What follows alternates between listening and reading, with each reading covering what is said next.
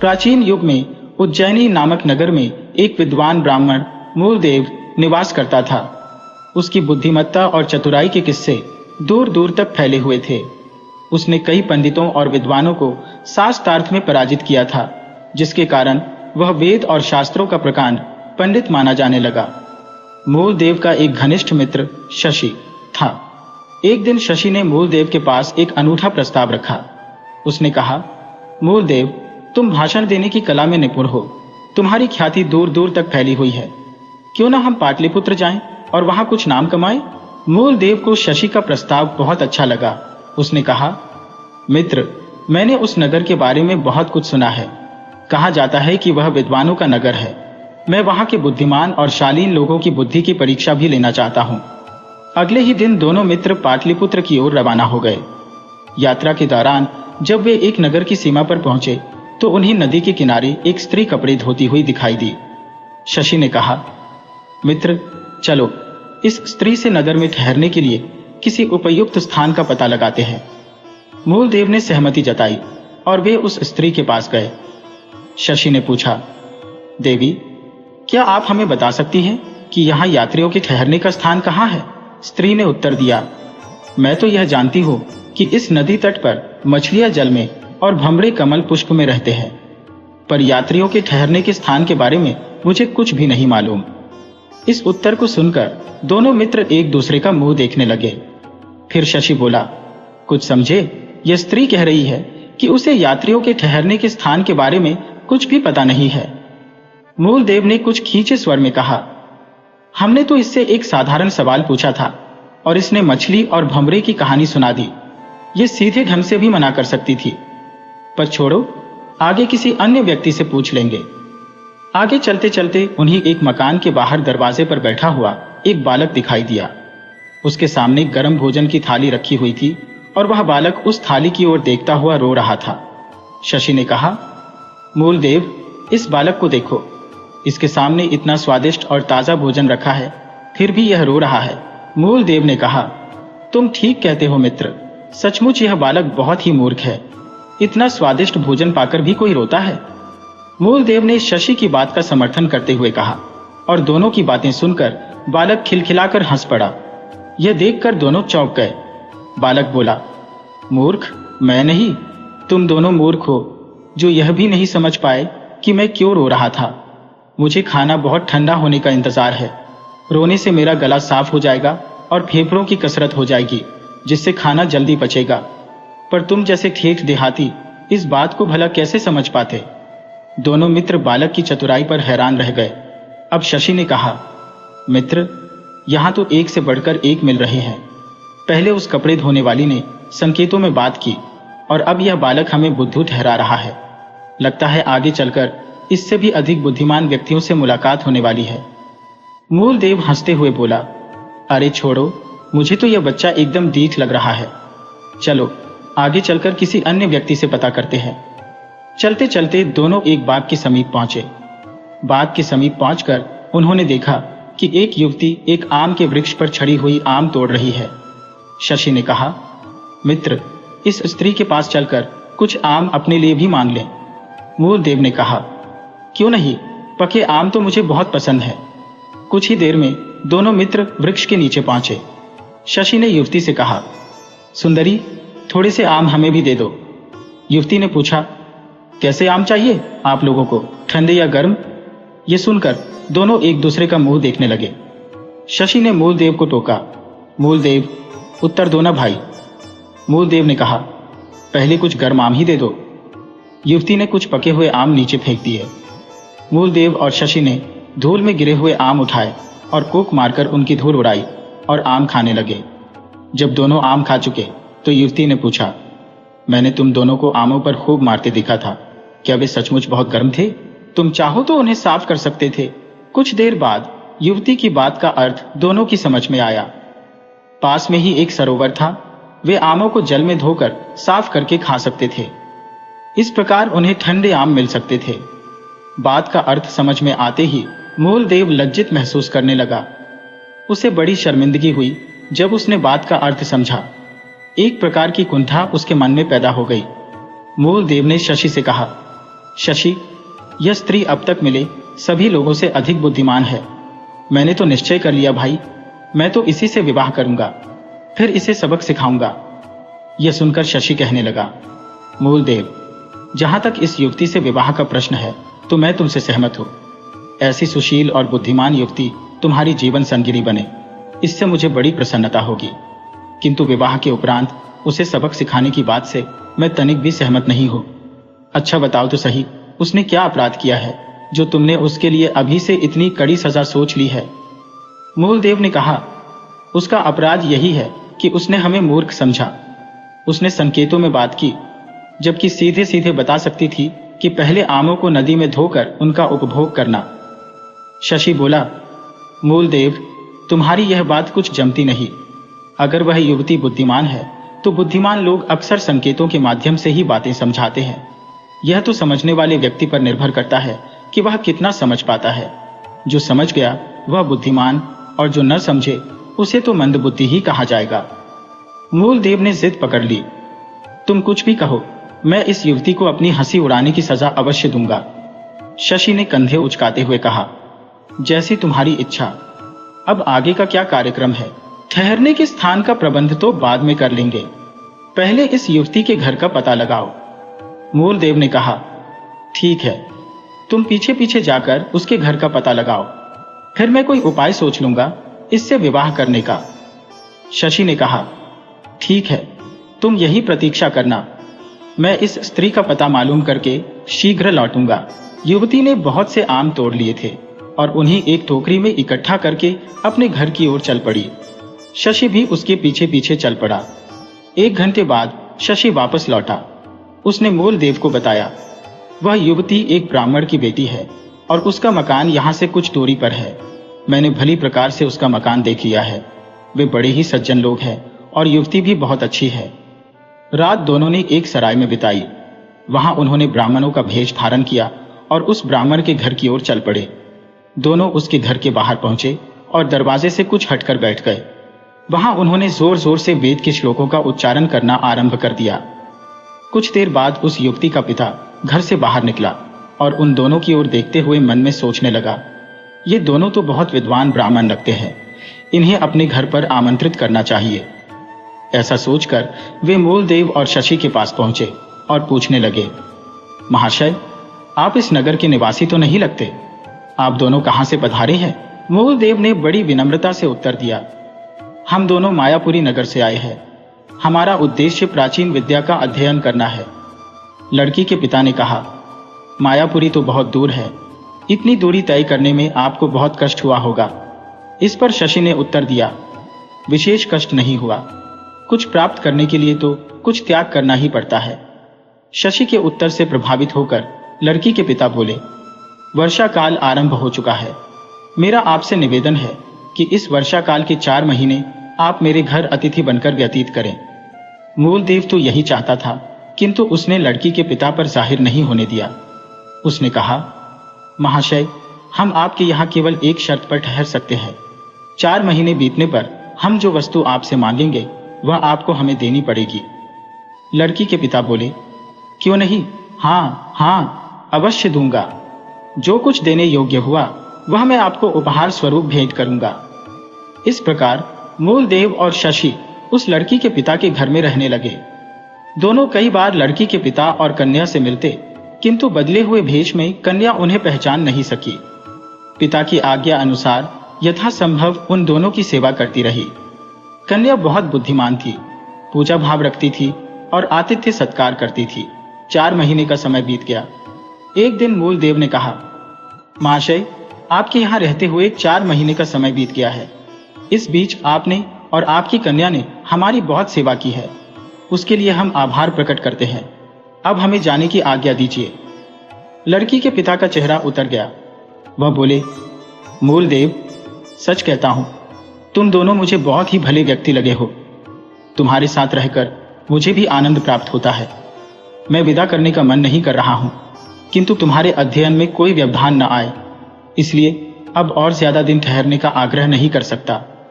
विदा होने से पहले उन्होंने कहा, महाशय, एक बात याद दिलाना चाहता हूं। मूलदेव ने निसंकोच कहा, हमने 4 महीने पहले एक शर्त रखी थी। अब उस शर्त के अनुसार आपको हमें वह वस्तु देनी होगी। उस बेटी के पिता ने कहा, मैं समझ गया ब्राह्मण, मैंने तुम्हें उपहार स्वरूप कुछ देने का वचन दिया था, तो मांगो। मूलदेव, जो कुछ देने योग्य होगा वह मैं तुम्हें अवश्य दूंगा। मूलदेव ने निसंकोच कहा, अपनी पुत्री का विवाह मेरे साथ कर दीजिए। उसकी मांग सुनकर लड़की का पिता अचंभित रह गया। कुछ पल के लिए उसने विचार किया कि यह ब्राह्मण कुमार योग्य है, विद्वान भी है, इसके साथ मेरी बेटी सुखी रहेगी और इसकी मांग भी न्याय संगत है, उसे ठुकराना उचित नहीं होगा। ऐसा विचार कर उसने मूलदेव की मांग स्वीकार कर ली और अपनी बेटी का विवाह उसके साथ कर दिया। विवाह के उपरांत जब पति पत्नी एकांत में मिले तो मूलदेव ने अपनी पत्नी से कहा, तुमने मुझे पहचाना? वह बोली, नहीं, मैंने तो नहीं पहचाना। मूलदेव ने कहा, चलो मैं ही तुम्हें याद दिला दूं, मैं वही हूं, ठंडे गर्म आम वाला, जिसे तुमने उस दिन मूर्ख बनाया था। मूलदेव की बात सुनकर उसकी पत्नी मुस्कुराकर बोली, शहरी बुद्धि को समझने में देहाती गवारों को थोड़ी देर लगती है। पत्नी के इस बयान को सुनकर मूलदेव का चेहरा क्रोध से लाल हो उठा। वह बड़बड़ाकर बोला, तुम स्वयं को बहुत विद्वान समझती हो ना? अब देखो, मैं देहाती गवार तुम्हें हमेशा के लिए छोड़कर यहां से बहुत दूर चला जाऊंगा और तुम शहरी बुद्धि जीवन भर यही खींचती रह जाओगी। मूलदेव की धमकी को सुनकर उसकी पत्नी के चेहरे पर किसी भी प्रकार का डर या उदासी नहीं दिखी। उसके विपरीत वह चुनौती भरे स्वर में बोली, बेशक चले जाना, लेकिन मेरा दावा है कि लौटकर फिर मेरे पास ही आओगे, और वह भी मेरे बच्चे के पिता बनकर। तब मूलदेव ने कहा, अरे मूर्ख स्त्री, जब मैं तुम्हारे साथ मिलन ही नहीं करूंगा तो मेरा बच्चा कैसे पैदा हो जाएगा? तुम एक मुंह फट बड़बोली स्त्री हो, इसके अतिरिक्त और कुछ नहीं। मैं भी देखता हूं कि तुम कैसे अपना कथन पूरा कर पाती हो। इस बार विवाद के बाद दोनों सो गए। रात्रि के अंतिम पहर में मूलदेव धीरे से उठा और जेब से अपनी अंगूठी निकाल ली, जिस पर उसका नाम गुदा हुआ था। उसने धीरे से पत्नी की उंगली में पहनाई और फिर दबे पांव घर से बाहर निकल गया। योजना अनुसार शशि पहले से ही उसका इंतजार कर रहा था। दोनों तेजी से उज्जैनी की ओर चल पड़े। अगली सुबह जब मूलदेव की पत्नी जागी तो उसने अपने पति को बिस्तर से गायब पाया। उसने घर के दूसरे कमरों में तलाश की, लेकिन जब वे उसे कहीं दिखाई नहीं दिए तो वह समझ गई कि उसके पति ने अपनी धमकी पूरी कर ली है और उसे छोड़कर चला गया है। वह बहुत बेचैन हो उठी और बैठकर विचार करने लगी कि किस प्रकार अपने पति को वापस लाया जाए। अचानक उसकी नजर अपनी उंगली में पहनी हुई अंगूठी पर पड़ी। अंगूठी पर मूलदेव का नाम और उसके शहर का नाम गुदा हुआ देखकर एक विचार उसके मन में आया। वह जरूर अपने नगर को ही गए होंगे, उसने सोचा। अब मैं वहां जाकर उन्हें बताऊंगी कि मैं भी मजाक नहीं कर रही थी। ऐसा विचार करते हुए वह अपने पिता के पास पहुंची और बोली, पिताजी, मेरे पति ने मेरा त्याग कर दिया है और मुझे यहाँ छोड़कर चले गए हैं। अब मैं यहाँ रहना नहीं चाहती। मैं तीर्थ यात्रा पर जाना चाहती हूँ ताकि इस दुखद घटना को भूल सकूं। पिता अपनी बेटी की मानसिक व्यथा को समझ गया। उसके पास ना तो धन की कोई कमी थी और ना ही नौकरों की। उसने अपनी बेटी को पर्याप्त धन देकर उसे जाने की आज्ञा प्रदान कर दी। देव की पत्नी ने धन और सेवक सेविकाओं के साथ एक डोली में बैठकर उज्जैनी की ओर प्रस्थान किया। रास्ते में एक नगर में रुककर उसने नृत्य किया और राजकुमारियों की पोशाकें खरीदी। राजकुमारियों की पोशाकों में सज धजकर और ठाट बाट से वह उज्जैनी पहुंच गई। उसका ठाट बाट देखकर नगरवासी उसे राजकुमारी समझ बैठे। नगर में पहुंचकर उसने नगर के बाहर अपना शिविर लगाया और सेवकों को आदेश दिया कि वे नगर में घूमकर उसके सौंदर्य की प्रशंसा करें। सेवक सेविकाएं उज्जैनी की गलियों में घूम घूम कर उसके सौंदर्य की तारीफ करते नहीं थकते थे। मूलदेव की पत्नी के रूप की प्रशंसा सुनकर एक दिन नर्तकी देवदत्ता उसके पास आई और पूछा, आप कहाँ की रहने वाली है? तुम्हारा नाम क्या है और किस नगर से आई हो? उसने उत्तर दिया, मेरा नाम सुमंगला है। मैं कामरूप नगर से यहाँ आई हूँ। मैंने अपने नगर में उज्जैनी की महान संस्कृति की चर्चा सुनी थी, उसी को जानने के लिए यहाँ आई हूँ। देवदत्ता ने प्रसन्न होकर कहा, यह तो तुमने बहुत अच्छा किया। मैंने तुम्हारे नृत्य की बहुत तारीफ सुनी है, इसलिए तुमसे मिलने यहाँ चली आई हो। मेरा नाम देवदत्ता है, मैं भी एक नर्तकी हूँ। मूलदेव की पत्नी ने देवदत्ता का स्वागत किया और उसे अपने कक्ष में ले जाकर सम्मानित किया। देवदत्ता उसके व्यवहार से बहुत खुश हुई। उसने सुमंगला से कहा, बहन, यहाँ शिविर में रहना ठीक नहीं लगता। तुम चाहो तो मैं तुम्हारे लिए किसी अच्छे आवास की व्यवस्था कर सकती हूँ। सुमंगला ने उसका प्रस्ताव स्वीकार कर लिया। तब देवदत्ता उसे अपने साथ ले गई और अपने शानदार महल में रहने का प्रबंध किया। सुमंगला की मोहकता और सौंदर्य की चर्चा शशि के कानों तक पहुंची और वह उससे मिलने के लिए व्याकुल हो उठा। उसने अपने एक दूत को कीमती उपहार देकर सुमंगला के पास भेजा, जिससे वह मिलने की अनुमति प्राप्त कर सके।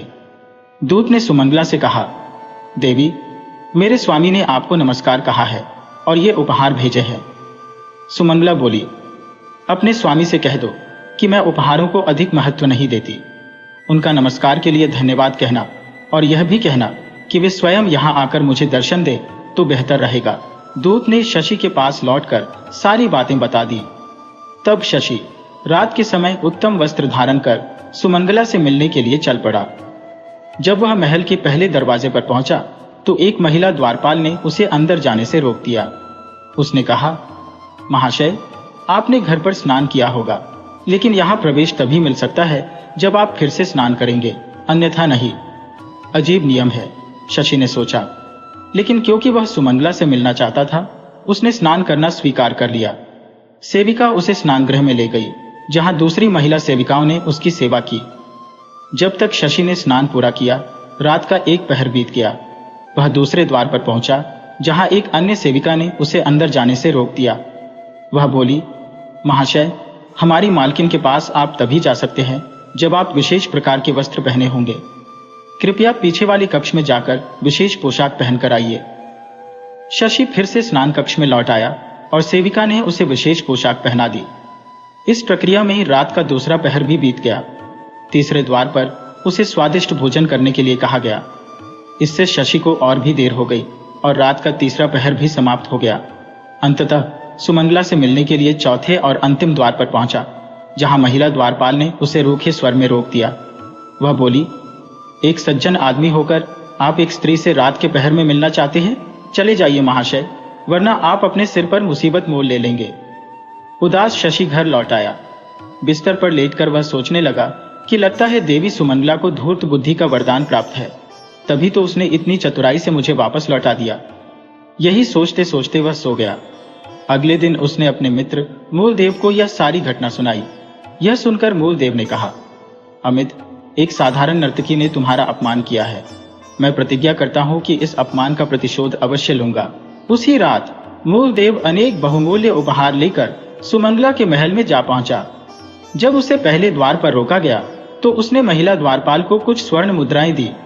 द्वारपाल ने उसे तुरंत अंदर जाने की अनुमति दे दी। इसी उपाय से उसने अन्य द्वारों पर भी प्रवेश पाया और अंततः सुमंगला के कक्ष तक पहुंच गया। अंतिम द्वार पर उसने द्वारपाल को एक चमकता हीरे का हार दिया और कहा, इसे अपनी मालकिन के पास ले जाओ और उनसे कहो कि मूलदेव आपसे भेंट करना चाहता है। यह योजना सफल रही, क्योंकि सुमंगला ने योजना पूर्वक ही यह सब किया था और उसकी योजना सफल हो गई। कुछ ही देर में मूलदेव सुमंगला के सामने आ गया। इस रूप में वह अपनी पत्नी को पहचान नहीं पाया। उसने कहा, देवी, तुम्हारा सौंदर्य अत्यंत मनमोहक है। मेरे शब्दों में इतनी क्षमता नहीं है कि तुम्हारे सौंदर्य की प्रशंसा कर सको। सुमंगला ने उसका राजसी सत्कार किया, उसे एक शानदार आसन पर बिठाया और उसके सामने अपना मनोहारी नृत्य प्रस्तुत किया। यह देखकर मूलदेव बहुत प्रसन्न हुआ और जब सुमंगला ने उसे फिर से आने का निमंत्रण दिया तो उसकी खुशी का ठिकाना नहीं रहा। उस दिन के बाद मूलदेव प्रतिदिन सुमंगला से मिलने आने लगा। एक दिन सुमंगला ने कहा, मूलदेव, मैं यहाँ केवल अपनी कलाओं के प्रदर्शन के लिए नहीं आई हूँ। मेरा उद्देश्य एक योग्य वर की तलाश करना था और आज मेरी यह तलाश पूरी हो गई है। मैंने तुम्हें अपना जीवन साथी चुन लिया है। क्या तुम मुझसे विवाह करोगे? मूलदेव, जो पहले से ही उसके सौंदर्य पर मोहित था, ने तुरंत सहमति दे दी। सुमंगला और मूलदेव का विवाह हो गया और वह सुमंगला के साथ उसके महल में रहने लगा। कुछ दिन बीत गए। एक दिन सुमंगला ने सोचा, मैं जिस उद्देश्य के लिए यहाँ आई थी वह पूरा हो गया है। मूलदेव का अंश मेरे गर्भ में है। अब मुझे वापस पाटलिपुत्र लौट जाना चाहिए।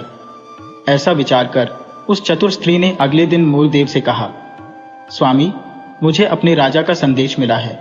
उसने मुझे तुरंत अपने नगर लौटने का आदेश दिया है। तो क्या तुम चली जाओगी? मूलदेव ने मायूस होकर पूछा। जाना तो पड़ेगा, राजा की आज्ञा है। यदि नहीं जाऊंगी तो राजा नाराज हो जाएगा और मुझे दंडित करेगा। लेकिन तुम चिंता मत करो, मैं जल्दी लौट आऊंगी। अगले दिन सुमंगला उज्जैनी से चली गई। उसके जाने के बाद मूलदेव उदास रहने लगा।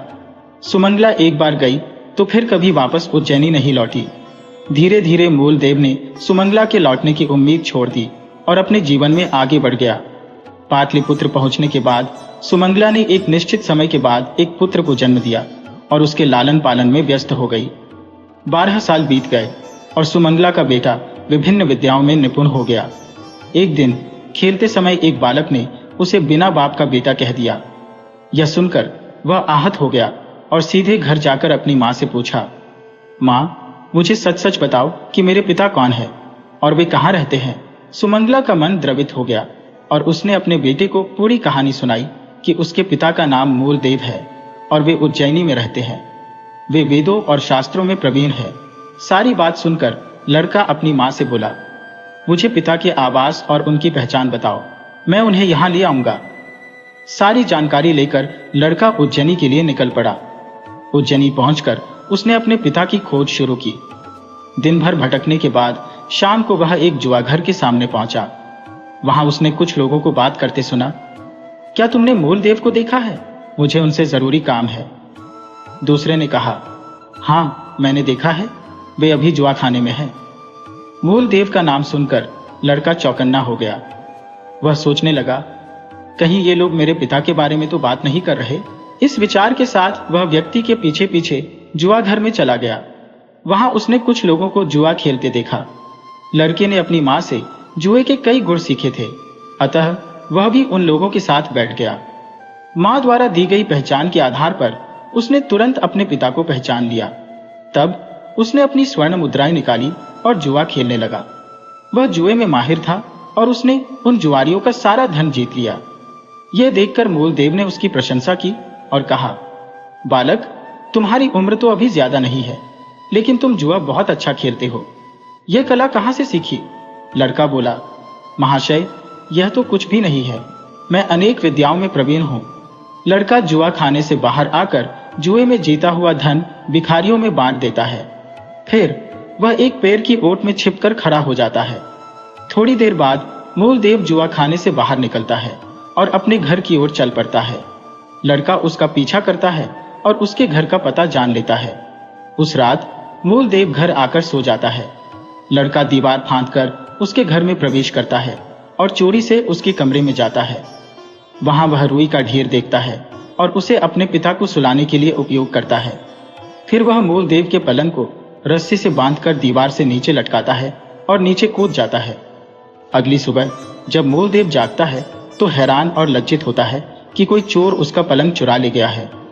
वह नया पलंग खरीदने बाजार जाता है और वहां उस लड़के को देखता है जो पलंग बेचने की कोशिश कर रहा होता है। मूलदेव पूछता है कि पलंग का मूल्य क्या है। लड़का बताता है कि वह इसे उस व्यक्ति को देगा जो उसे एक अजीब और आश्चर्यजनक कहानी सुनाएगा। मूलदेव लड़के को एक कहानी सुनाने की शर्त रखता है कि यदि लड़का कहानी का अर्थ समझ सका तो पलंग उसका होगा, अन्यथा मूलदेव पलंग ले जाएगा। फिर मूलदेव कहानी सुनाता है जिसमें एक राजा अकाल के समय सुअर की प्रेमिका को सांपों के रख से और पानी की बौछार से ढक देता है, जिससे अन्न उगता है और अकाल समाप्त होता है। लड़का मुस्कुराते हुए कहानी का अर्थ बताता है कि सांपों के रख का मतलब बादल है और सुअर की प्रेमिका धरती है। राजा ने वर्षा द्वारा धरती पर अन्न उगाया। मूलदेव लड़के की समझदारी पर हैरान रह जाता है। लड़के ने कहा, अब मैं एक अद्भुत कहानी सुनाता हूं, अगर आप समझ सको तो सच बता देना। यह पलंग आपका नहीं तो आप मेरे सेवक बनकर रहेंगे। मूलदेव ने सहमति दी। ठीक है, मुझे स्वीकार है तुम्हारी शर्त। लड़का कहने लगा, बहुत पहले इस धरती पर एक अद्भुत लड़का पैदा हुआ था। जैसे ही वह पैदा हुआ उसने अपनी बाहों से धरती को हिला दिया। जब वह बड़ा हुआ तो उसने दूसरी दुनिया में कदम रखा। मूलदेव ने पहेली को हल करते हुए कहा, यह कहानी झूठी है। इस पर विद्वान लड़के ने कहा, झूठ ही नहीं बल्कि यह बिल्कुल सच्ची कथा है। धर्म पुस्तकों में विद्वान महाशय, क्या कथा भगवान विष्णु के 52 अवतार में बोने का जन्म लेकर धरती को खपाया नहीं था? आप कहीं भी इसको पढ़ सकते हैं। हर चीज में, धर्मशास्त्रों में भी इसका वर्णन है। फिर अपने विराट रूप से उन्होंने आकाश में कदम नहीं रखा था। मूलदेव चुप हो गया। लड़की ने बिल्कुल सही उत्तर दिया था। मूलदेव को चुप देखकर लड़का बोला, महाशय, आप मुझसे हार गए। अब आप हथियार डाल दीजिए और जहां मैं जाऊं मेरे सेवक बनकर साथ चलिए। वचन से बंधा मूलदेव लड़के के साथ चलकर पाटलिपुत्र जा पहुंचा। लड़का मूलदेव को सीधा अपनी मां के पास ले गया।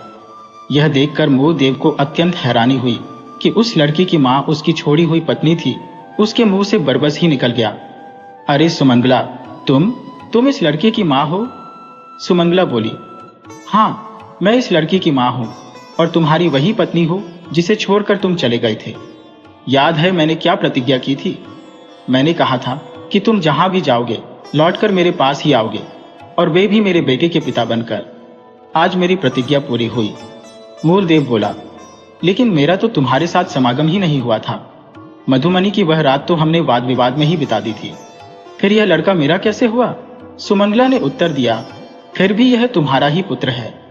याद करो कामरूप नगर में उज्जैन से आई हुई उस नर्तकी सुमंगला को। वह नर्तकी मैं ही थी। सुमंगला ने अपनी सारी बात मूलदेव को बताई। अपनी पत्नी की सारी बातें जानकर मूलदेव के मन का संताप चला गया। उसने बाहें पसार कर अपने पुत्र को अपने गले से लगा लिया और उस पर अपनी ममता लुटाने लगा। सुमंगला ने पूछा, अब तो कभी हमें छोड़कर नहीं जाओगे? मूलदेव मुस्कुराकर बोला, हरगिज नहीं, मैं जाना भी चाहूं तो भी नहीं जा पाऊंगा। मेरे लड़के ने मुझे संसार में हराकर अपना सेवक जो बना लिया है। इस बात पर तीनों ने एक साथ मिलकर हंसी का ठहाका लगाया।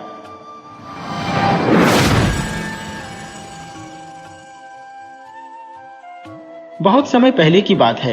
एक गांव में एक ब्राह्मण रहता था जो अपनी पत्नी और परिवार के साथ जीवन व्यतीत करता था। ब्राह्मण धर्म कर्म में अत्यंत निपुण था। रोज पूजा पाठ करता और उसी से अपनी जीविका चलाता था।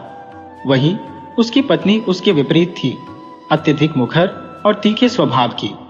ब्राह्मण का परिवार भी उनसे बिल्कुल नहीं बनता था और परिवार में हमेशा कलह का वातावरण बना रहता था। ब्राह्मण इस निरंतर कलह से तंग आ चुका था। यद्यपि वह अपनी पत्नी से बहुत प्रेम करता था, एक दिन उसने सोचा कि इस रोज रोज की कलह से बचने के लिए कहीं दूर जाकर बस जाना चाहिए, जिससे कम से कम शांति से तो जीवन व्यतीत होगा। यही विचार कर कुछ दिनों बाद वह अपनी पत्नी के साथ प्रदेश की यात्रा पर निकल पड़ा।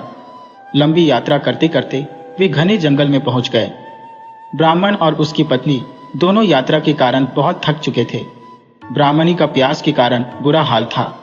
ब्राह्मण ने उसे एक पेड़ के नीचे बैठाकर कहा, मैं तुम्हारे लिए जल लेकर आता हूं, तब तक तुम यहीं बैठकर आराम करो। जल का लोटा लेकर ब्राह्मण पानी की तलाश में निकल गया, लेकिन जब तक वह जल लेकर वापस आया, ब्राह्मणी ने प्यास के कारण अपने प्राण त्याग दिए थे। अपनी पत्नी को मृत देखकर ब्राह्मण बहुत दुखी हुआ।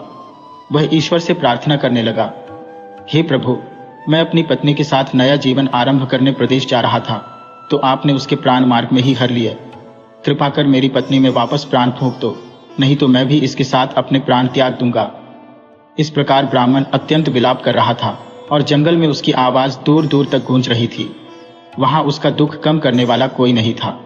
संयोगवश उसी समय महादेव और पार्वती वहां से गुजर रहे थे। माता पार्वती ने ब्राह्मण की करुण पुकार सुनी और कहा, हे प्रभु, कोई दुखियारा रो रहा है, हमें उसका दुख अवश्य दूर करना चाहिए। तब महादेव ने पार्वती से कहा, हे देवी, यह संसार सागर है, तुम किस किस के दुख हरोगी? सभी को अपने कर्मों के अनुसार फल मिलता है। लेकिन माता पार्वती हट करने लगी। तब महादेव और पार्वती एक गरीब बूढ़े बूढ़ी का भेष बनाकर ब्राह्मण के पास पहुंचे और उससे उसके रोने का कारण पूछा। ब्राह्मण ने उन्हें अपनी सारी कहानी सुनाई और बताया कि मैं पानी की तलाश में गया था और मेरी पत्नी ने प्यास के कारण प्राण त्याग दिए। अगर मेरी पत्नी जीवित नहीं हुई तो मैं भी अपने प्राण त्याग दूंगा, इसलिए भगवान से प्रार्थना की। तब महादेव, जो कि ब्राह्मण के सामने एक साधारण व्यक्ति के रूप में थे, कहने लगे, ब्राह्मण, तुम्हारी पत्नी जीवित हो जाएगी, लेकिन इसके लिए तुम्हें कुछ करना पड़ेगा। तब ब्राह्मण कहने लगा कि मेरी पत्नी जीवित हो जाए, इसके लिए मैं हर कार्य करने को तत्पर हूं। महादेव जी ने कहा, तुम्हें अपनी आधी उम्र अपनी पत्नी को देनी होगी, तभी वह पुनर्जीवित हो पाएगी। ब्राह्मण ने बिना किसी सोच विचार के, क्योंकि वह अपनी पत्नी से अत्यंत प्रेम करता था, अपनी आधी उम्र दान कर दी। तत्क्षण उसकी पत्नी जीवित होकर बैठ गई। दोनों ने उन वृद्ध महादेव और पार्वती को प्रणाम किया और अपनी यात्रा पुनः आरंभ की। अब चलते चलते वे एक नगर के बाहर पहुंचे। वहां पहुंचकर ब्राह्मण ने अपनी पत्नी को एक कुएं के पास बैठने को कहा और स्वयं बोला, तुम बहुत थक गई हो, मैं तुम्हारे लिए भोजन की व्यवस्था करता हूं। ब्राह्मण की अनुपस्थिति में ब्राह्मणी ने देखा कि एक लंगड़ा युवक रस्सी खींच रहा था। वह लंगड़ा जरूर था, परंतु आकर्षक था। दोनों ने मुस्कुराते हुए बातें की और एक दूसरे के प्रति आकर्षित हो गए।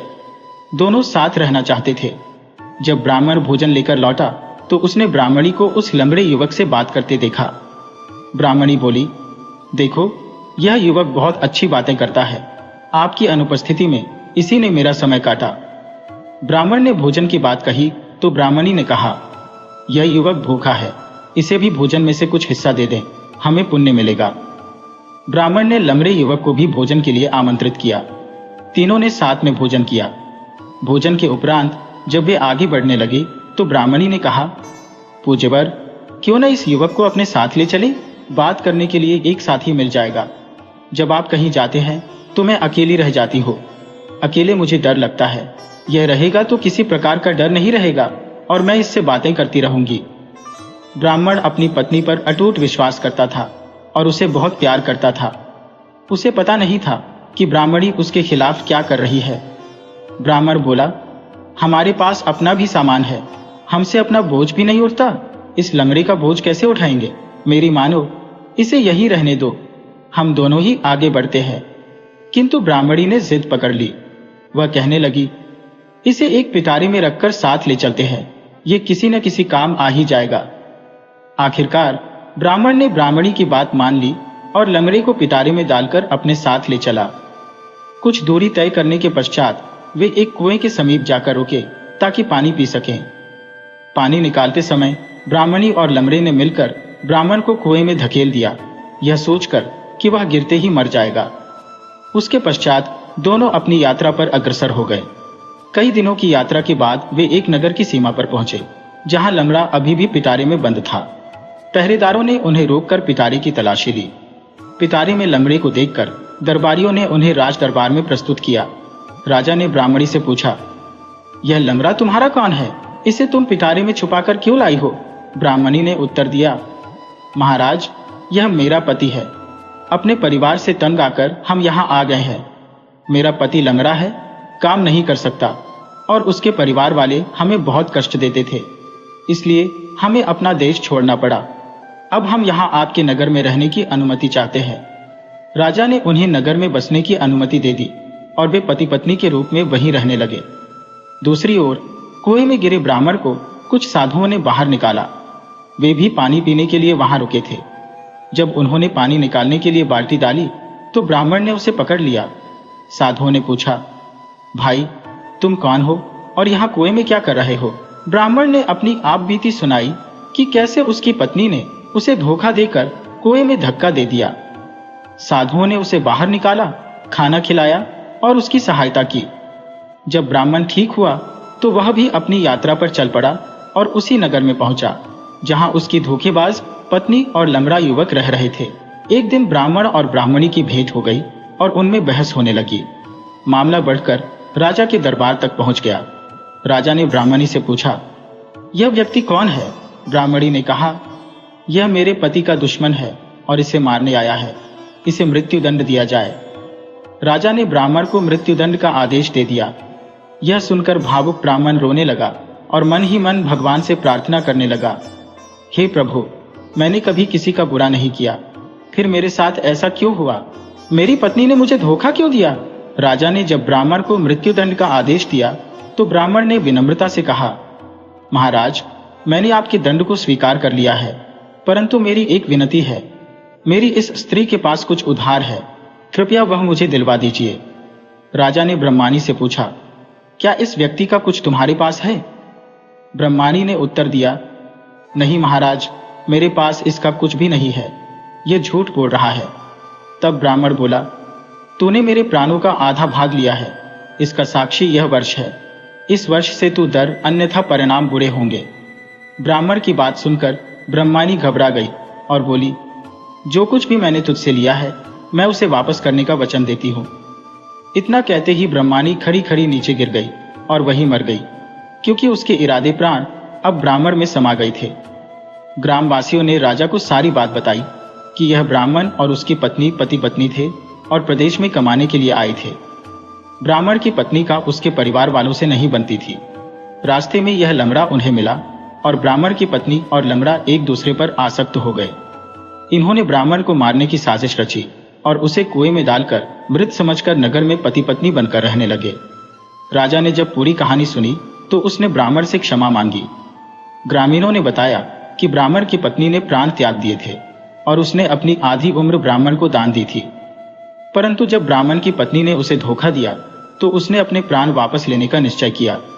राजा ने लंगड़े को बुलाकर उसकी करतूत के लिए उसे जिंदगी भर के लिए कारावास में डाल दिया। ब्राह्मण को राज दरबार में राजपुरोहित का पद देकर सम्मानित किया। ब्राह्मण खुशी खुशी उस राज्य में रहने लगा। दोस्तों, उसकी पत्नी ने उसे धोखा दिया और उसे उसकी सजा मिली।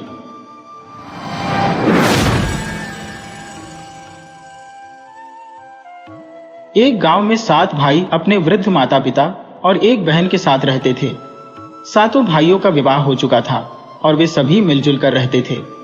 इन 7 भाइयों में सबसे छोटा भाई था, जिसकी पत्नी अत्यंत सुंदर और बुद्धिमान थी। वह नित्य पूजा पाठ करती थी और ईश्वर के प्रति उसकी अगाध श्रद्धा थी। उसकी यह भक्ति देखकर उसकी छहों जेठानियां उससे ईर्ष्या करती थी और सास ससुर को भी उसके खिलाफ भड़काती रहती थी। बड़े 6 भाई खेती बाड़ी का काम करते थे और छोटा भाई साहूकार के यहाँ नौकरी करता था। जब बड़े भाई खेतों में काम करते थे तो उनकी पत्नियों को भी उनके साथ जाकर काम करना पड़ता था, परंतु छोटे भाई की पत्नी खेतों में नहीं जाती थी क्योंकि उसका पति नौकरी करता था। अतः वह घर में ही खाना पकाने का काम करती थी। इस बात से भी बड़ी जेठानियां उससे जलती थी। उन्हें लगता था कि यह तो आराम से जीवन व्यतीत कर रही है, जबकि हमारे भाग्य में कष्ट है कि हमें खेतों में भी काम करना पड़ता है। इसलिए वे उसे विभिन्न तरीकों से सताती रहती थी और उसे सताने के लिए नए नए षड्यंत्र रचती रहती थी। एक दिन की बात है, जब हमेशा की तरह सूर्यास्त होते ही छोटा भाई काम से लौट आया और बाकी 6 भाई भी खेतों से आ गए। नहा धोकर सभी भाई एक साथ भोजन करने बैठे। उनके माता पिता और बहन भी भोजन में शामिल हुई। बाद में उनकी पत्नियां भी भोजन करने बैठ गई। बड़ी जेठानियां, जो बड़े भाइयों की पत्नियां थी, जल्दी जल्दी खाना खाकर हाथ मुंह धो लेती और रसोई से फटाफट बाहर निकल जाती ताकि उन्हें रसोई का कोई काम न करना पड़े। बेचारी छोटी देवरानी सारे घर, सारी रसोई की साफ सफाई, बर्तन मांजना और फिर सारी रसोई को समेटकर सारा काम निपटाकर चुपचाप अपने कमरे में सोने चली जाती। वहां उसका पति उसकी राह देख रहा होता था। दोनों कुछ देर बातें करते और फिर सो जाते थे, क्योंकि उसका पति अपनी पत्नी से बहुत प्रेम करता था। वह उसके भोलेपन से परेशान रहता था कि उसकी भाभियां उसके भोलेपन का फायदा उठाती है। इधर नीचे क्या होता है, जब छोटी देवरानी सारा काम निपटाकर अपने कमरे में सोने चली जाती है तो चाहों जेठानियां रसोई घर में इकट्ठा होती है और उसे सताने के लिए योजना बनाती है। वे घर के पिछवाड़े से एक सांप पकड़ कर लाती है और उसे पानी के घड़े में डालकर ऊपर से ढक्कन लगाकर चुपके से अपने कमरों में जाकर सो जाती है। पूरे दिन वह चालाकी से थकान का नाटक करती रहती थी, यह दिखाते हुए कि वह खेत में काम करके बहुत थक गई है, और सो जाती थी। अगले दिन सुबह वह जानबूझकर देर से उठती थी। जैसे ही सूर्योदय हुआ, छोटी देवरानी, जो छोटी बहू भी थी, जाग गई और अपने दैनिक कार्यों में लग गई। अपने रोजमर्रा के कामों को निपटाकर वह खाना बनाने के लिए रसोई में गई। जब उसने पानी के घड़े का ढक्कन उठाकर पानी निकालने के लिए हाथ अंदर डाला तो उसे सांप ने दंस लिया। वह तुरंत अपने ससुर, जो घर में सो रहे थे, को पुकारती है और कहती है, घर में सोए हुए ससुर जी, मुझे सांप ने दंस लिया है, मुझे बहुत दर्द हो रहा है। उसके ससुर जवाब देते हैं, घर में चौबंदी है, दहलीज बनी हुई है, पास आकर लक्ष्मी कौन आई है। इसके बाद वह अपनी सास को मदद के लिए बुलाती है, घर में सोए हुए सासू जी, मुझे सांप ने दंस लिया है, मुझे बहुत दर्द हो रहा है। सास जवाब देती है, घर में चौबंदी है, चारों तरफ 4 दीवारी बनी हुई है, दहलीज बनाई हुई है, पास आकर लक्ष्मी कौन आई है। वह निराश होकर एक एक करके अपने सभी देवरों, जेठों, जेठानियों और ननद को भी मदद के लिए पुकारती है, लेकिन सभी वही जवाब देते हैं। अंत में वह अपने पति को पुकारती है। पलंग पर सोए हुए पति जी, मुझे सांप ने दंश लिया है, मुझे बहुत दर्द हो रहा है। पत्नी की पुकार सुनकर पति हड़बड़ाकर उठते हैं और दौड़कर रसोई में घुसते हैं। वहां उन्हें अपनी पत्नी मृत पड़ी हुई दिखाई देती है और उसका पूरा शरीर नीला पड़ गया है। अपनी पत्नी को मृत देखकर पति को गहरा दुख होता है और वह बहुत रोते हैं। वे भगवान से प्रार्थना करते हैं, हे भगवान, यह तो बहुत भोली भाली और आपकी परम भक्त थी, माता रानी के साथ इतना बुरा क्यों हुआ। वह अपनी पत्नी का शव कंधे पर उठाकर बाहर लाते हैं और उसे घर की दहलीज पर रख देते हैं। उधर उसकी सबसे छोटी बहन के मायके में भी एक अनहोनी घटना घट जाती है। उनकी मां के आंगन में जो तुलसी का गिरवा था वह अचानक सूखकर मर जाता है। इसे देखकर छोटी बहू का भाई चिंतित हो जाता है, क्योंकि उसकी बहन ने अपनी डोली में बैठते समय उससे कहा था, भाई, अगर मेरे ऊपर कोई संकट आ गया तो यह तुलसी भी मर जाएगी। भाई एक क्षण भी बर्बाद नहीं करता और उसी वेशभूषा में दौड़कर अपनी बहन के ससुराल पहुंच जाता है। वहां सबसे पहले वह अपनी बहन के ससुर से पूछता है, ससुर जी और सास जी, मेरी बहन कहाँ है। ससुर जवाब देते हैं, बेटा, हमने तुम्हारी बहन को कहीं नहीं देखा। ससुर का जवाब सुनकर भाई अपनी सास से पूछता है और उन्हें भी वही जवाब मिलता है। बाद में वह अपनी बहन की जेठानी, ननद और देवरों से भी पूछता है, लेकिन सभी से उसे एक ही जवाब मिलता है। अंत में वह अपने बहनोई के पास जाता है और पूछता है, जीजा जी, मेरी बहन कहाँ है। यह सुनते ही बहनोई जोर जोर से रोने लगता है और साली को सारी बात बताता है। साला अपनी बहन की मृत्यु की खबर सुनकर फूट फूट कर रोने लगता है। कुछ देर तक वह रोता रहता है। इसके बाद वह अपनी बहन को जीवित करने के लिए भगवान से प्रार्थना करने का निर्णय लेता है। यह सोचकर कि भगवान उसकी प्रार्थना सुन लेंगे, वह उठकर मंदिर की ओर चल पड़ता है। इधर सातवां भाई सोचता है कि पत्नी का शव ज्यादा देर तक घर पर रखना उचित नहीं है, उसे अंतिम संस्कार दे देना चाहिए। वह अपनी मां के पास जाता है और कहता है, मां, मेरी बहू की गोद भरना है, उसका काजल कुमकुम लगाना है। मां कहती है, तुम्हारी मृत पत्नी को तुम ही काजल कुमकुम क्यों नहीं लगाते, तुम ही उसके दाह संस्कार के लिए आगे क्यों नहीं आते। मृत पत्नी की गोद भरने के लिए मां तैयार नहीं होती है। यह देखकर वह अपनी बड़ी भाभी से कहता है कि वह उस रस्म को पूरी करे, लेकिन वह भी सास की तरह ही जवाब दे देती है। इसके बाद वह दूसरी, तीसरी, चौथी, इस तरह अपनी सभी 6 भावजियों से विनती करता है, लेकिन कोई भी तैयार नहीं होती है। अब घर में गोद भरने की रस्म पूरी करने के लिए कोई और तैयार नहीं था, इसलिए वह सोचता है कि वह स्वयं ही उस रस्म को पूरा करेगा। वह बाजार जाता है और एक साड़ी की दुकान पर जाकर दुकानदार से कहता है, दुकानदार भाई, मुझे एक जरी की साड़ी और चोली दीजिए। दुकानदार पूछता है, इतनी रात गए आपको साड़ी चोली की क्या आवश्यकता है। वह कहता है, आज मेरी प्रेमिका की आग में जलकर राख हो गई है। दुकानदार समझ जाता है कि कुछ अनहोनी हो गई है और उसे एक साड़ी चोली दे देता है। वह वहां से फूलों की दुकान पर जाता है और फूल वाली से कहता है, फूल वाली माँ, मुझे कुछ फूल दीजिए। फूल वाली पूछती है, इतनी रात गए आपको फूलों की क्या आवश्यकता है। वह कहता है, आज मेरी प्रेमिका की बग्घी यहाँ राख हो गई है। फूल वाली समझ जाती है कि कुछ अनहोनी जरूर हुई है और उसे फूलों की माला दे देती है। वह पड़ोसन के पास जाता है और उससे कहता है, पड़ोसन भाभी, मुझे काजल कुमकुम दीजिए। पड़ोसन पूछती है, इतनी रात गए आपको साज सज्जा की क्या आवश्यकता है। वह कहता है, आज मेरी प्रेमिका की प्रेम अग्नि में बलिदान हो गई है। पड़ोसन तुरंत उसे काजल कुमकुम दे देती है। सारी सामग्री लेकर वह घर पहुंचता है। वह अपनी पत्नी के शव को नई साड़ी चोली पहनाता है, उसके बालों में फूलों की माला सजाता है और काजल कुमकुम लगाता है। फिर वह अपने पिता से कहता है, पिताजी, मेरी पत्नी की चिता की रचना करिए। पिता कहते हैं, तुम्हारी मृत पत्नी है, तुम खुद उसकी अर्थी सजाओ। पिता के ना कहने पर वह अपने बड़े भाई से कहता है, लेकिन वे भी मना कर देते हैं। वह एक एक करके सभी भाइयों से कहता है, लेकिन सभी भाई मना कर देते हैं। अंत में निराश होकर वह पड़ोसियों के घर जाता है और उनसे कहता है, पड़ोसी भाइयों, मेरी पत्नी की अर्थी सजाने में मेरी मदद करिए। पड़ोसी उसकी पत्नी की अर्थी सजाने के लिए तैयार हो जाते हैं। वह चिता सजाकर अपने पिता से पूछता है, पिताजी, मैं उसे कहाँ अग्नि दूं? उसे किस रास्ते से बाहर निकालूं? पिता कहते हैं, उसे पिछले दरवाजे से ले जाना, मृत स्त्री को सीमा के बाहर निकाल देना। पिताजी की बात सुनकर उसे बहुत दुख होता है। वह अपनी माँ से पूछता है, लेकिन माँ भी ऐसा ही जवाब देती है। फिर वह एक एक करके अपने भाइयों से पूछता है, लेकिन भाई भी उसे ऐसा ही जवाब देते हैं। आखिर में वह अपनी बहन से पूछता है, बहना, मैं उसे कहाँ अग्नि दूं? उसे किस रास्ते से बाहर निकालूं? बहन कहती है, उसे मुख्य द्वार से ले जाना, तुलसी वृंदावन के पास अग्नि देना। बहन की बात सुनकर वह पत्नी का शव उठाता है और मुख्य द्वार से बाहर निकालकर पड़ोसियों की सहायता से तुलसी के पास उसकी चिता जलाता है। तभी उसका साला वहां आ जाता है। वह भगवान को प्रसन्न करके अपनी बहन को जीवित करने का वरदान प्राप्त कर चुका था। भगवान ने उसे एक अद्भुत छड़ी दी थी। वह छड़ी अपनी बहन के मस्तिष्क पर घुमाता है और तुरंत ही उसकी सबसे छोटी बहू जीवित होकर बैठ जाती है। उसके शरीर पर एक भी घाव का निशान नहीं रहता और वह पहले जैसी ही स्वस्थ दिखाई देती है।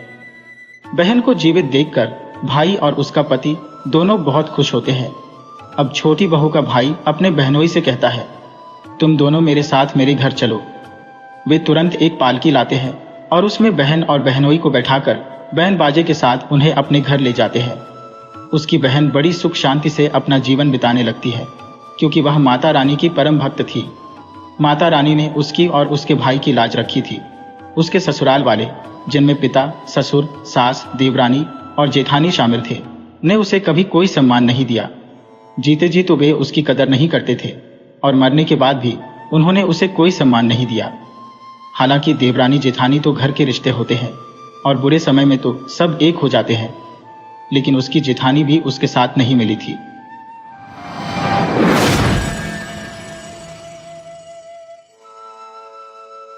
एक विशाल जंगल था। उस जंगल में अनेक जीव जंतु निवास करते थे, परंतु उसी जंगल में एक चिरहा और चिड़िया अपने 2 बच्चों के साथ घोंसला बनाकर रहते थे। वे दोनों एक दूसरे से अत्यंत प्रेम करते थे, लेकिन चिड़िया कभी कभी छोटी छोटी बातों पर चिड़े से झगड़ पड़ती थी। उनका झगड़ा अक्सर हो जाता था। चिड़ा चिड़िया को समझाने का प्रयत्न करता, परंतु वह फिर भी तुच्छ बातों पर झगड़ पड़ती थी। चिड़िया के मन में बहुत से विचार उमड़ते थे और वह कठोरता से प्रतिक्रिया करती थी। एक दिन वे दोनों एक वृक्ष पर बैठे हुए थे। वृक्ष पर बैठे बैठे किसी बात पर उनका झगड़ा हो गया। चिड़िया ने कहा कि तुम मुझसे प्रेम नहीं करते। चिड़ा ने प्रत्युत्तर में कहा कि तुम भी मुझसे प्रेम नहीं करती, तुम सदैव मुझसे झगड़ती हो। वे दोनों खूब झगड़े। अंततः उन्होंने निर्णय लिया कि एक शर्त लगाते हैं।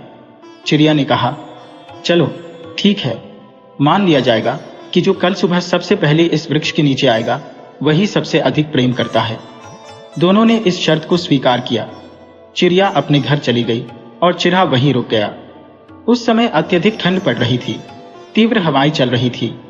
चिड़िया ने सोचा कि मैं घर जाऊंगी और बच्चों की देखभाल करूंगी, चिड़ा भी आ जाएगा। लेकिन चिड़ा ने निर्णय लिया कि वह घर नहीं जाएगा और वहीं रुक जाएगा, ताकि वह चिड़िया को साबित कर सके कि वह उससे अधिक प्रेम करता है। इस विचार से वह उसी वृक्ष पर रुक गया। रात में ठंड और बढ़ गई, बर्फीली हवाएं चलने लगी। चिड़े को बहुत ठंड लग रही थी, परंतु वह वहां से कहीं नहीं गया। वह वहीं बैठा रहा और चिड़िया के बारे में सोचता रहा कि वह कल सुबह आएगी और उसे यह बता सकेगा कि वह उससे सबसे अधिक प्रेम करता है। धीरे धीरे रात और ठंडी होती गई और तीव्र हवाएं चलने लगी। चिड़ा अधिक ठंड सहन नहीं कर सका और उसी वृक्ष के नीचे गिर पड़ा। वहीं उसकी मृत्यु हो गई। चिड़ा अपने प्रेम का इजहार करना चाहता था कि वह सबसे अधिक प्रेम करता है, परंतु उसने अपनी जान गंवा दी। पूरी रात वह ओम नमः शिवाय का जाप करता रहा। जब वह नीचे गिरा तब भी उसके प्राण नहीं निकले थे। बर्फ ने उसे ढक लिया और उसकी सांसें भी धीमी हो गईं। उधर चिड़िया भी रात भर सो नहीं पाई। वह पूरी रात जागती रही और मन में यही सोचती रही कि कब सुबह हो और वह सबसे पहले उस पेड़ पर पहुंच सके, ताकि साबित कर सके कि वह सबसे अधिक प्यार करती है। रात भर यही सोचते सोचते चिड़िया को नींद नहीं आई। जैसे ही सुबह हुई, चिड़िया तेजी से दौड़ती हुई उस पेड़ के पास पहुंची और चारों ओर देखने लगी, लेकिन चिड़ी का कहीं कोई पता नहीं था। चिड़िया वहीं बैठ गई। मन ही मन बहुत खुश थी कि उसने शर्त जीत ली। 1 घंटा बीत गया। सूरज की किरणें निकल आईं और धीरे धीरे धूप छाने लगी। चिड़िया इंतजार करती रही, लेकिन चिड़ी का कहीं कोई निशान नहीं था। वह सोच में पड़ गई कि आखिर चिड़ा कहाँ गया। जब चिड़िया इधर उधर देख रही थी, तभी उसे धीमी आवाज में ओम नमः शिवाय ओम नमः शिवाय सुनाई दी, जो कि प्रभु का नाम ले रहा था। तभी उसकी नजर झाड़ियों पर गई और उसने देखा कि बर्फ के नीचे कुछ दबा हुआ है। चिड़िया ने बर्फ को हटाया तो देखा कि चिड़ा वहीं मरणासन्न अवस्था में पड़ा हुआ था और बर्फ से उसका शरीर जम चुका था। चिड़ा ने चिड़िया से कहा, चिड़िया, मैं तुझसे बहुत प्यार करता हूं, इसलिए घर नहीं गया। मैं रात भर इसी पेड़ पर रुका रहा और अब मेरे प्राण त्यागने का समय आ गया है। चिड़ा ने चिड़िया से वादा किया था कि वह उसे एक दिन जरूर साबित करेगा कि वह कितना प्यार करता है।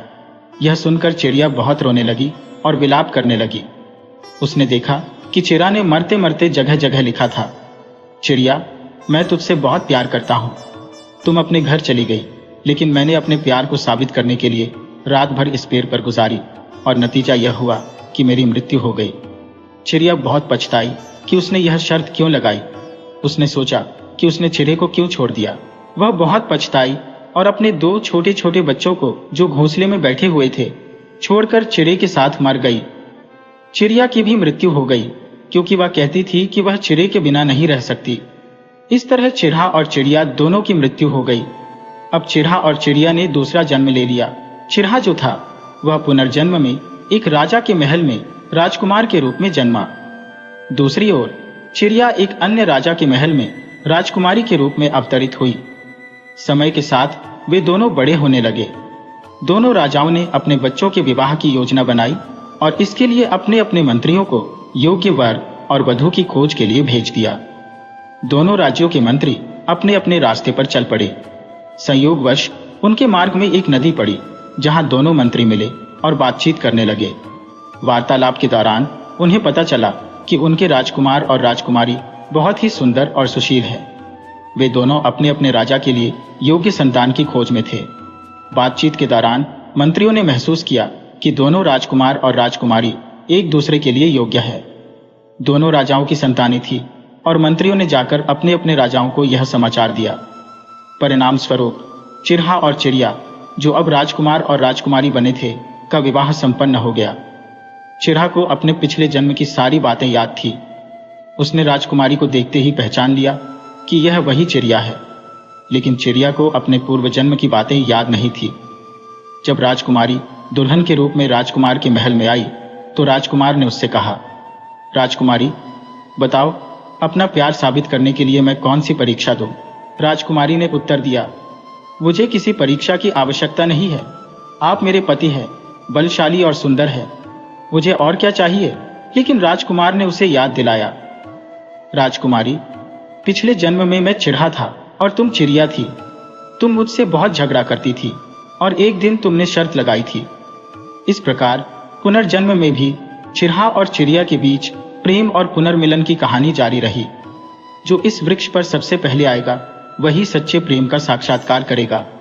तुम उड़कर चली गई, लेकिन मैं उसी पेड़ पर बैठा रहा, ईश्वर का नाम जपता रहा, ताकि जब सुबह चिड़िया आए तो मुझे वहीं पाए। इसी कारण से मेरी विजय होगी और मैं चिड़िया को दिखा दूंगा कि मैं उससे कितना प्रेम करता हूँ। चिड़िया को भी अपने पूर्व जन्म की स्मृतियां जागृत हो जाती है। वह कहती है, मत सोचो कि मैं तुम्हें प्यार नहीं करती थी। तुम्हारे मृत्यु के पश्चात मैं भी उस वृक्ष के समीप से कहीं नहीं गई। जब मैंने तुम्हें बर्फ में से निकाला तो मैं अत्यंत रोई। मैंने बहुत पछताया कि मैंने वह शर्त क्यों रखी। क्यों मैं तुमसे पहले उड़कर चली गई?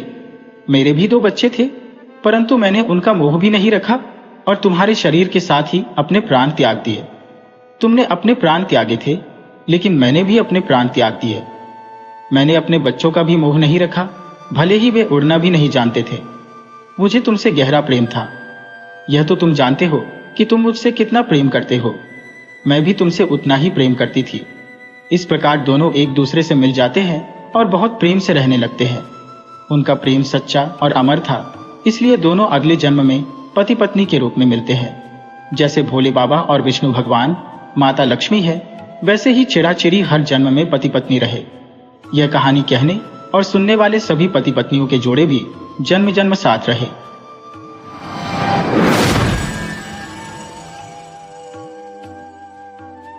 एक गांव में एक सेठ अत्यधिक धनाढ्य और अत्यंत परोपकारी था। सेठ की पत्नी भी धार्मिक, दूसरों की सहायता करने वाली और सभी प्रकार के धार्मिक कर्मकांड में रुचि रखने वाली थी। इस परिवार में एक सुंदर पुत्री भी थी जिसे सेठ और उसकी पत्नी ने बड़े प्यार से पाला था। सेठ और सेठानी अपनी इकलौती संतान को अत्यधिक स्नेह देते थे और उसकी सभी इच्छाओं को पूरा करते थे। समय के साथ पुत्री युवावस्था में प्रवेश कर गई और सेठ ने उसके लिए एक उपयुक्त वर की खोज प्रारंभ की। अंततः उन्होंने एक धनी परिवार में एक उत्तम युवक से उसका विवाह कर दिया। विवाह के पश्चात पुत्री अपने ससुराल चली गई। दुर्भाग्यवश उसके ससुराल में सुख नहीं था। उसके ससुर का इकलौता बेटा शराबी और जुआरी था। धीरे धीरे समय बीता और ससुर का भी निधन हो गया। पुत्री का पति अपनी संपत्ति और अपने माता पिता की संचित संपत्ति को जुए में हार गया और शराब के बिना नहीं रह सकता था। इस कारण परिवार अत्यधिक निर्धन हो गया। उनके पास एक समय का भोजन जुटाना भी कठिन हो गया। पुत्री अपने पति से प्रतिदिन कहती कि वह कहीं काम धंधा देखे, परंतु वह अपने जुए और शराब में ही मग्न रहता था। इस बीच सेठानी अपनी पुत्री की दयनीय स्थिति देखकर अत्यंत व्यथित होती थी। वह सेठ से कहती कि वे अपनी पुत्री की सहायता करें, परंतु सेठ मुस्कुराते हुए कहते कि जब तक पुत्री के भाग्य में सुख नहीं आएगा तब तक कुछ भी ठीक नहीं होगा। वह सेठानी को समझाते थे कि वे भी अपनी पुत्री का दुख समझते हैं, परंतु भाग्य जागे बिना उनकी सहायता संभव नहीं है। वे समझाते कि जीवन में सुख और दुख बराबर आते हैं और एक न एक दिन पुत्री को स्वयं अपनी स्थिति संभालनी होगी। सेठ अत्यंत दानशील होते हुए भी अपनी पुत्री की आर्थिक सहायता नहीं करना चाहते थे, क्योंकि उनका मानना था कि भाग्य का साथ न मिलने पर किसी भी सहायता का कोई लाभ नहीं होता। इस प्रकार सेठ और सेठानी ने अपने दिल पर पत्थर रखकर पुत्री को अपने भाग्य पर छोड़ दिया। एक दिन सेठ और सेठानी का दामाद उनसे मिलने आया। वह अपनी पत्नी, जो सेठ की पुत्री थी, के साथ था। दोनों अपने माता पिता से मिलने आए थे। सेठ की पुत्री अपनी मां के सामने आकर रोने लगी।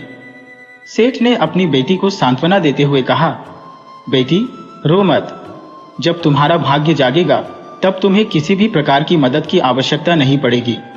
फिर भी सेठ अपनी पत्नी से कहता है, तुम जब बेटी को विदा करो तो उन्हें 2 बोरी गेहूं दे देना। सेठानी ने सोचा कि वह जल्दी से बूंदी के लड्डू बना ले और उनके अंदर सोने के सिक्के छुपा दे, जिससे उनकी बेटी और दामाद की थोड़ी सहायता हो सके और उनकी गरीबी दूर हो जाए।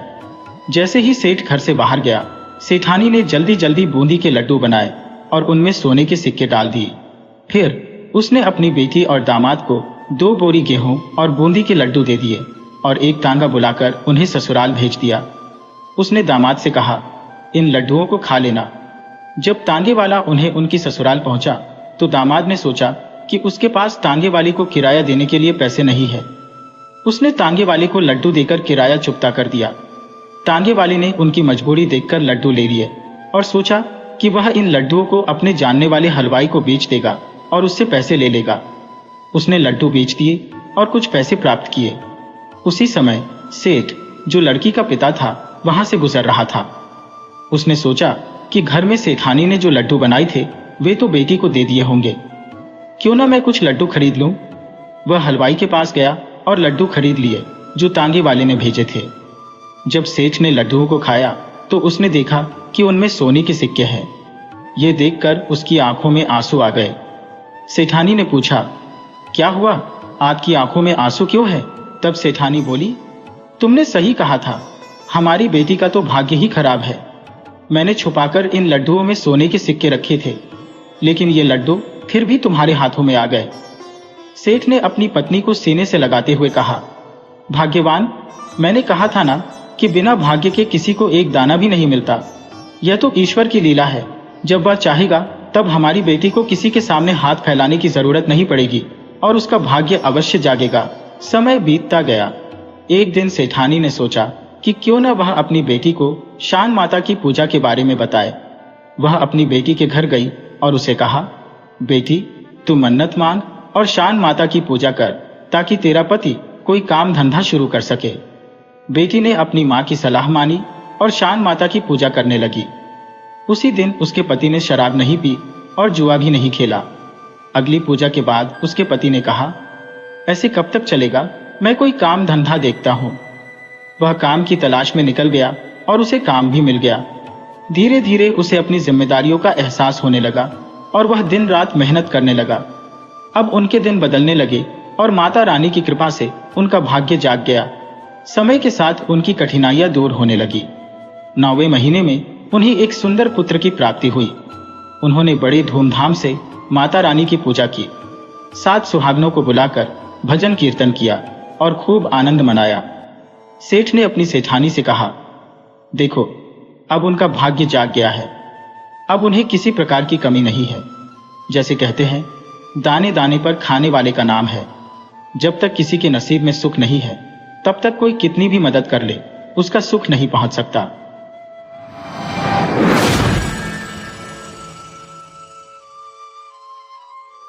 एक गांव क्षेत्र में एक दंपति अपनी एकल संतति के साथ निवास करता था। उनकी पुत्री विवाह योग्य हो चुकी थी, किंतु पिता के पास सीमित आर्थिक संसाधन थे और उसकी माता अत्यंत धार्मिक स्वभाव की थी, जो नियमित रूप से माता रानी की पूजा अर्चना करती थी और अपनी पुत्री के लिए एक उत्तम वर की कामना करती थी। उनका हृदय बस यही प्रार्थना करता था कि उनकी पुत्री का जीवन सदा सुखमय रहे। विवाह योग्य वर की खोज आरंभ हुई। शीघ्र ही उन्होंने एक सुयोग्य युवक का चयन किया और विवाह का प्रस्ताव रखकर पुत्री का रिश्ता पक्का कर दिया। युवक अच्छा कमाई करता था और एक प्रतिष्ठित परिवार से था, इसलिए विवाह में किसी प्रकार की बाधा नहीं आई। विवाह संपन्न हो गया और पुत्री अपने नए घर ससुराल में विदा हो गई। युवक एक दूर प्रदेश में कार्यरत था, अतः वह अपनी पत्नी को भी साथ ले गया। युवक की कमाई इतनी थी कि उनका जीवन आराम से चल रहा था। माता रानी की कृपा से 9वें महीने में उनकी पत्नी ने एक सुंदर पुत्र को जन्म दिया। उन्होंने अपने पुत्र को बड़े प्यार और दुलार से पाला। समय के साथ पुत्र 6 माह का हो गया। एक दिन फैक्ट्री में दुर्घटना घटित हुई, जिसमें उसके पति की मृत्यु हो गई। भाग्य की रेखाएं कोई मिटा नहीं सकता, जो किस्मत में लिखा होता है वह होकर ही रहता है। जीवन के दुखों का सिलसिला अनवरत चलता रहता है।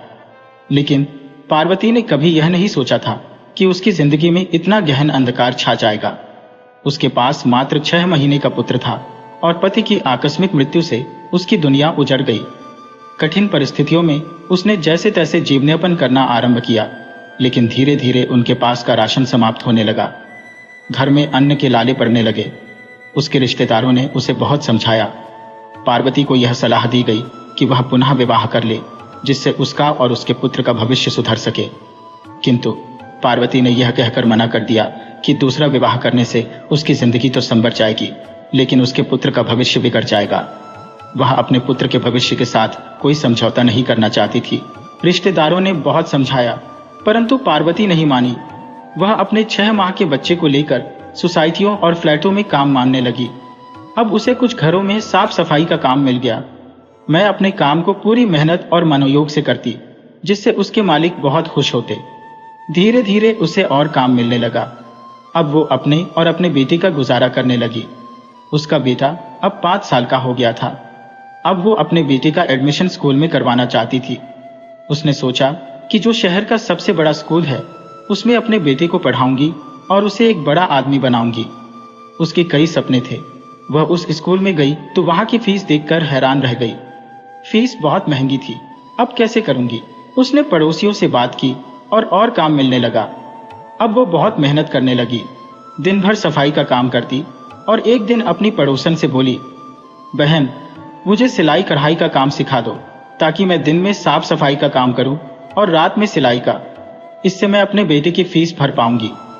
वो बहुत समझदार थी। जिम्मेदारियों का बोझ इंसान को बहुत समझदार बना देता है। पार्वती भोली भाली और मन की बहुत साफ थी।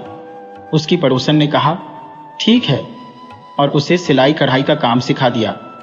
पार्वती ने पूरे मनोयोग से सीखा और कुछ ही दिनों में पूरा काम सीख गई। अब वह दिन में साफ सफाई का काम करती और रात में सिलाई का, जिससे बेटे की स्कूल की फीस भर जाती। उसका बेटा धीरे धीरे कक्षाएं पास करता हुआ आगे बढ़ रहा था। अब वह 12वीं कक्षा में आ गया था। 12वीं के पेपर खत्म होने के बाद बेटा घर आया। उसे देखकर पार्वती बहुत खुश हुई।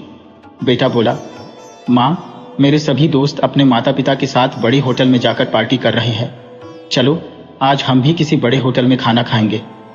माँ ने कहा, बेटा, मेरी इतनी हैसियत नहीं है कि मैं बड़े होटल में जाकर खाना खाऊं। बेटा बौखला गया और माँ से कहने लगा, तुम हर साल यही कह देती हो, मेरी कोई भी इच्छा तुम पूरी नहीं करती। यह सुनकर पार्वती को बड़ा धक्का लगा और वह अंदर जाकर खूब रोई। बेटा गुस्से में घर से बाहर निकल गया। हर साल यही होता था। जब भी बेटा कक्षा में प्रथम आता और पार्टी करने की बात करता, पार्वती हमेशा यही जवाब देती। बेचारी के पास कुछ भी नहीं था, और अगर वह अपने बेटे को बताती तो वह गुस्से में आ जाता, क्योंकि उसे यह समझ नहीं थी कि उसकी माँ यह सब कैसे कर पाती है। अब वह 12वीं कक्षा में आ चुका था और अधिक समझदार हो गया था। आज उसका परिणाम भी आने वाला था।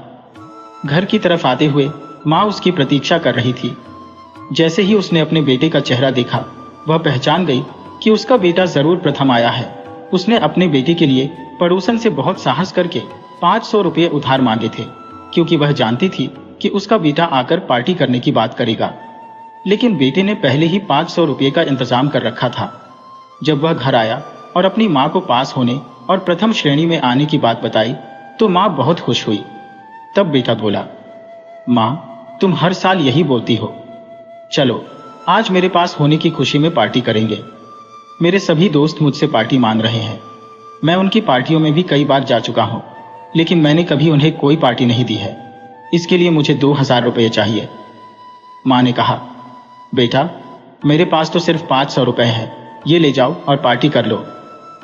यह सुनकर बेटा बहुत गुस्से में आ गया। वह चिल्ला उठा, तुम हमेशा यही कहती हो, तुमने मेरे लिए क्या किया है? अब मैंने 12वीं पास कर ली है, अब मैं तुम्हारे पास नहीं रहूंगा। माँ को यह सुनकर बहुत दुख हुआ। वह बहुत रोने लगी। बेटा कहने लगा, मैं सुबह ही चला जाऊंगा, और अपने कपड़े पैक करने लगा। तब माँ ने कहा, ठीक है बेटा तुम चले जाना, लेकिन जाने से पहले मेरा कर्ज उतार कर जाना। बेटा कहने लगा, माँ कौन सा कर्ज है तेरा मेरे ऊपर? माँ ने कहा, बेटा मैंने तेरे लिए बहुत त्याग किए हैं, बहुत दुख झेले हैं, मेरा कर्ज तो तुझे उतारना पड़ेगा। तब बेटा कहने लगा, ठीक है माँ, मैं तुम्हारा कर्ज उतार कर ही घर छोड़कर जाऊंगा। माँ ने कहा, ठीक है तो मेरा कर्ज उतार कर जाना। बेटे ने माँ की बात मान ली और कहने लगा, ठीक है माँ, मैं आज की रात तुम्हारे पास सो जाऊंगा। जब उसकी आंख लगने को हुई और वह माँ के पास सो गया, तभी पार्वती ने अपने बेटे को जगाया और कहा, बेटा एक गिलास पानी लेकर आना। बेटा उठकर गया। पार्वती ने आधा गिलास पानी पिया और बाकी आधा गिलास उसके बेटे के बिस्तर पर फेंक दिया। इसे देखकर बेटा कहने लगा, माँ ये तुम क्या कर रही हो? मेरा बिस्तर क्यों गीला कर रही हो? मैं कहाँ सोऊंगा? तब उसकी माँ ने कहा, कोई बात नहीं बेटा, थोड़ी देर में सूख जाएगा, सो जाओ। बेटा उस पर लेट गया और थोड़ी देर बाद उसे नींद आने लगी।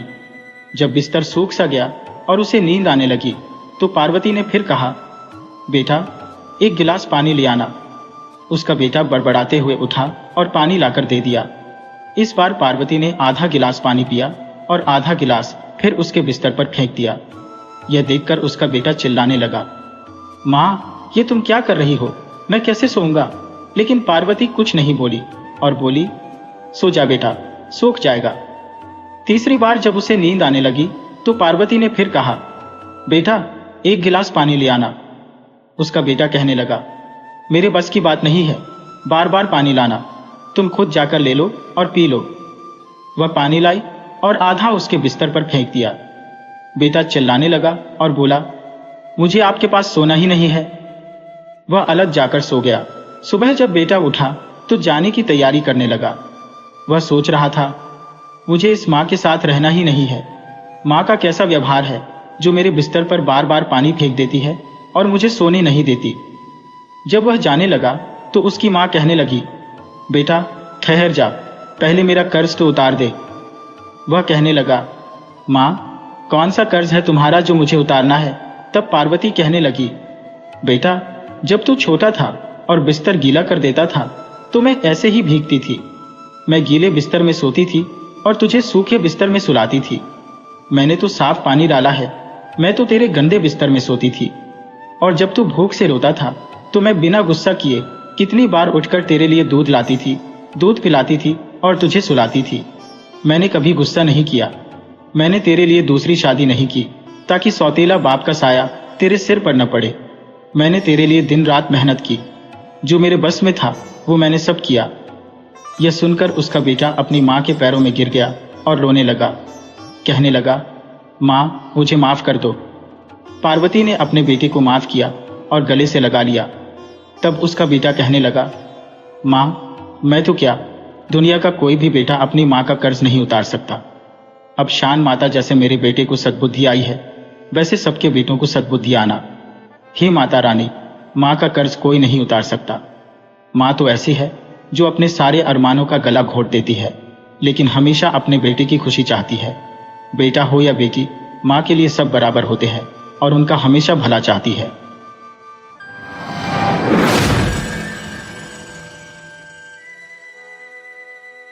वीडियो अच्छी लगी हो तो इसे लाइक करें और ऐसी ही मज़ेदार कहानियों के लिए चैनल को सब्सक्राइब करें और बेल आइकन दबाएं। ज़्यादा से ज़्यादा अपने दोस्तों को शेयर करें। धन्यवाद।